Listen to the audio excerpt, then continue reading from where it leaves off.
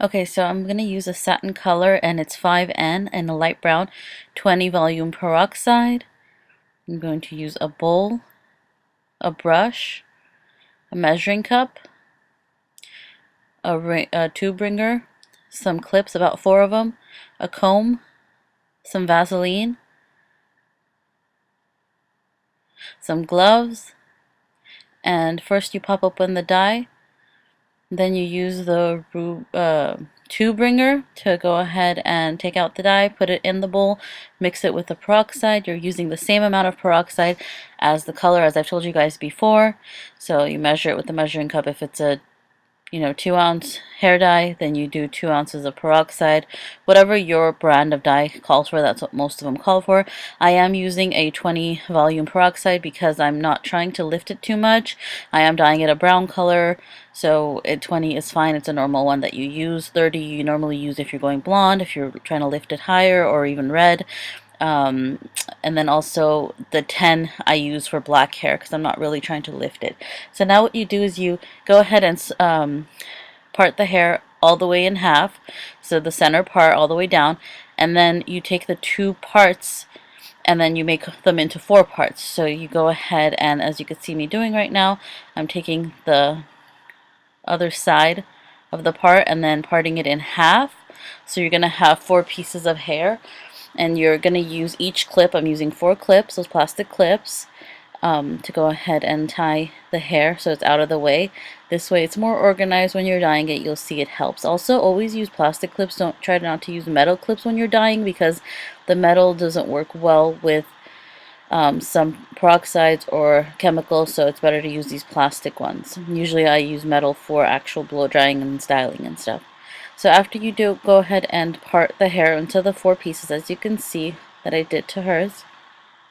Then you're going to go ahead and open up the first part, and you're going to go ahead and comb it out, and you're going to go ahead and separate it. So as you can see, I took a little strand, it's like almost like a line of the hair.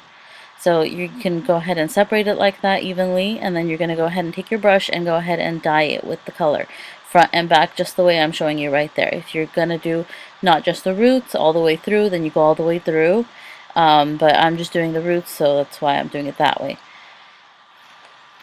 Okay, now because her hair is actually an ombre slash highlights, it's a weird different style, so I'm actually going to separate the front 2 parts a little differently. But normally you would do it the way I just did that first top layer, is just dye it all the way through, and then how I was showing you guys. But right now I'm going the opposite way that I normally go, only because her hair is highlighted and the style that it's going for makes sense to do it this way. It's hard to explain without you guys really seeing it close up, but don't mind me. I just had to do her hair this way because I had to keep her style and her color and try to blend in the color that I'm using right now to go with her ombre. So that's why I'm going a different way. But normally you would go the way I showed you.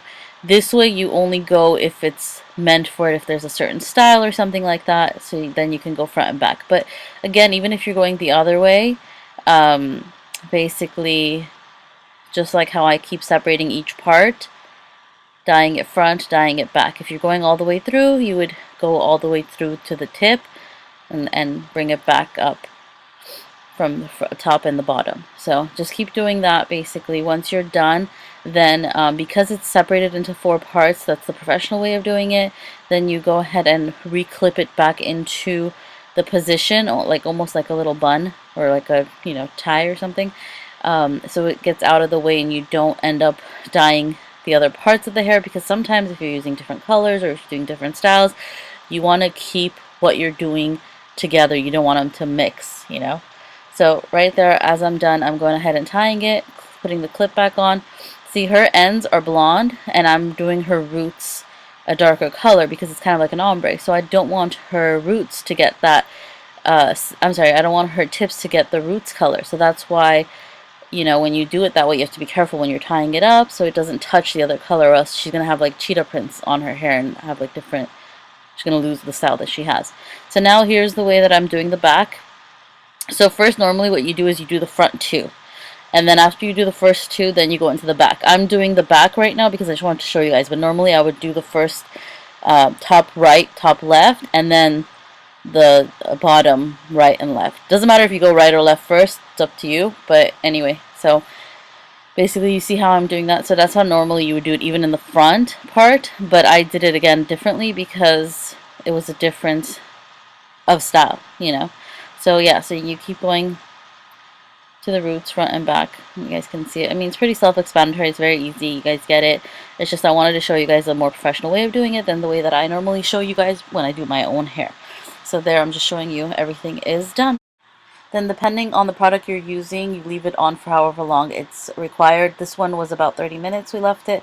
Then we did go ahead and rinse it out, and then we did condition it, and then blow dried it.